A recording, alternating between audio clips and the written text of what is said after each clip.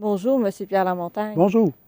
En quoi l'église Saint-Mathias d'Arvida est spéciale pour le chœur Amadeus?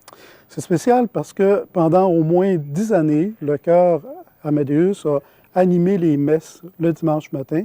Et suite à la fermeture de l'église Saint-Jacques, c'est devenu comme le point à terre du chœur. Donc, on a plusieurs partitions qui sont là.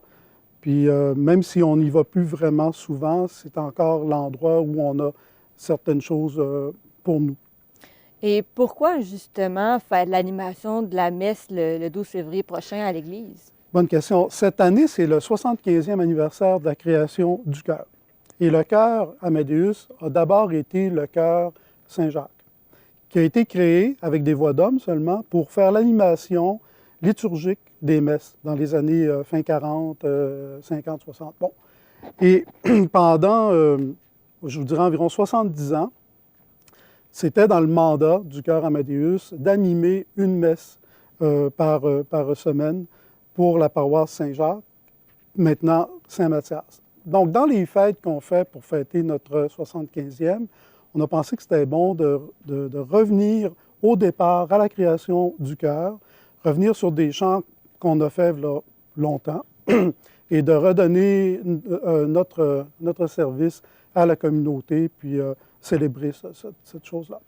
Et quelles pièces vont être interprétées justement pendant cette messe-là? C'est des pièces connues des gens qui s'intéressent à la musique liturgique, mais on ne fera pas nécessairement des pièces de concert comme Mozart ou des choses comme ça. Des pièces qui vont être chantées à 4 voix mixtes, donc soprano, alto, ténor, basse, qui sont empreintes de recueillement ou de célébration quand ça va être l'entrée. D'accord. Et est-ce qu'il va y avoir une mise en scène spéciale, justement, parce que c'est le 75e anniversaire? Oui, c'est une bonne question aussi, ça. Non, il n'y a pas de mise en scène parce que, au départ, quand un chœur chante ou chantait pour l'animation de la messe, le chœur est au service de la liturgie. Donc, il ne faut pas prendre la place. Il faudrait quasiment être invisible, ce qu'on ne peut pas faire. Mais si on se rappelle, il y a plusieurs années, la plupart des chanteurs et des chœurs chantaient dans les jubés d'église, ce qui fait que les gens, à moins de se tourner, ne pouvaient pas voir les gens qui chantaient. Donc, il n'y a pas de mise en scène ou quoi que ce soit. Nous allons être placés à la gauche de l'autel, mais pas où le prêtre est. C'est en marge. Et les gens vont pouvoir voir.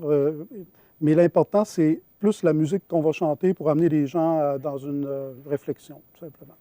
Et justement, comment la troupe va se préparer pour cet événement-là? Y a-t-il quelque chose de spécial que vous allez faire? Oui, le chœur répète tous les lundis de 18h45 à 20h45. C'est au conservatoire.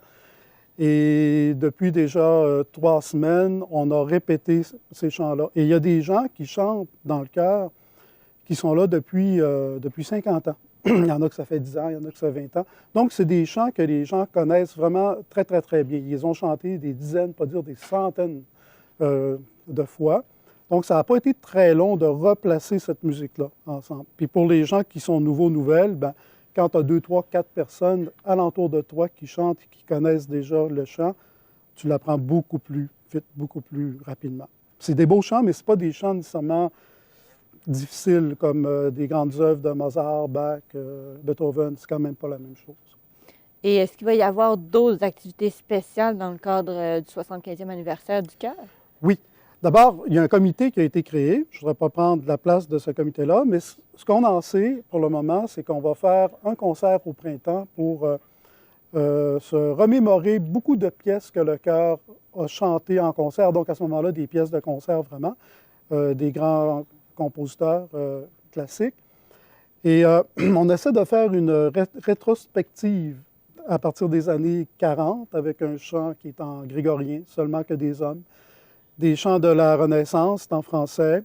Ensuite, l'époque baroque, classique, jusqu'à 2000-2010 peut-être. Et l'idée aussi, il me semble, c'est d'inviter d'anciens choristes qui ont chanté avec le chœur, qui ne chantent plus avec nous, qui sont dans d'autres villes, des fois à Québec ou un peu plus loin, pour faire un genre de rencontre alentour de ce concert-là. Je n'ai pas la date encore. À mon avis, ça va être fin avril, début mai, quelque part par là. Et l'endroit, je ne l'ai pas encore non plus. Et rapidement, est-ce que vous recrutez d'autres personnes? Le chœur est toujours ouvert à toute personne qui d'abord a le goût de chanter, qui aime être avec d'autres personnes. Il faut s'entendre, il faut bien s'entendre avec les gens. On est quand même environ 60-70 choristes.